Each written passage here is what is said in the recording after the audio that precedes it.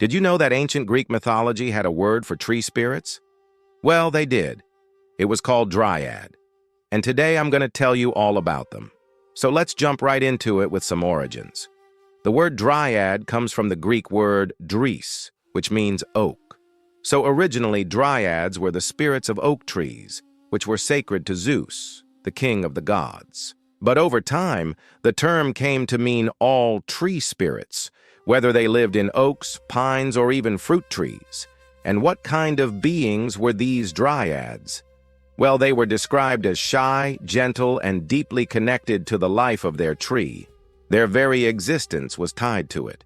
If the tree thrived, so did the Dryad. But if the tree was harmed, cut down, or died, the Dryad would suffer or even perish along with it. This bond made them powerful symbols of the sacredness of nature. But these tree spirits weren't just passive presences.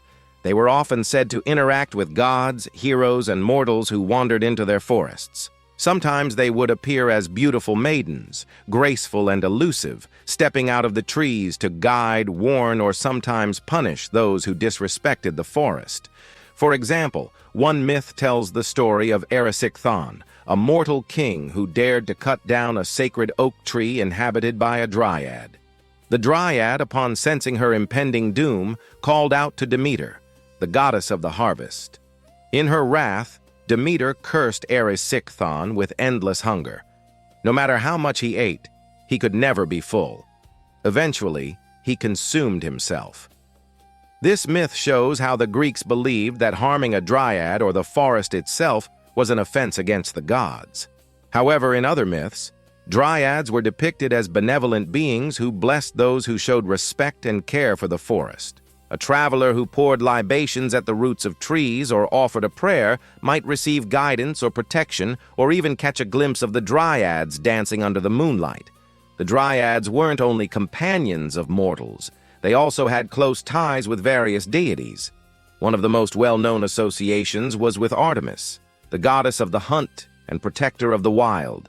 Artemis loved the woods, and Dryads would dance in her retinue, keeping the balance of nature and preserving the sanctity of the forest.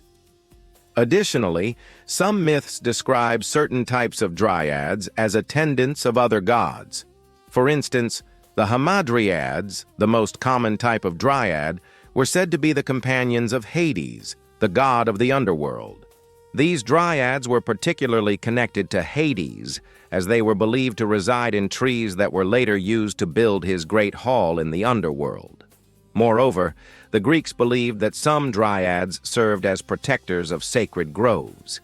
These areas were considered to be the homes of gods and goddesses, and any mortal who entered them had to do so with respect and reverence.